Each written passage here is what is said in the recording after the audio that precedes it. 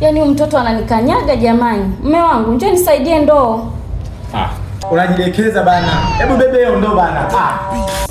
Rudi hapo. What problems always? Katika vitu ambavyo sipendi kuviona nikiona wakina mama wajawazito wakiteseka. Wanatuzaa kwa shida, wanatolewa kwa shida. Unashinda vipi kwa thamini? Wewe si mkeo wewe. Rudi kabebe hiyo ndoo. Rudi kabebe hiyo ndoo. Wewe mshamba nini wewe? Shusha hapo chini hapo. Mama Kijaji.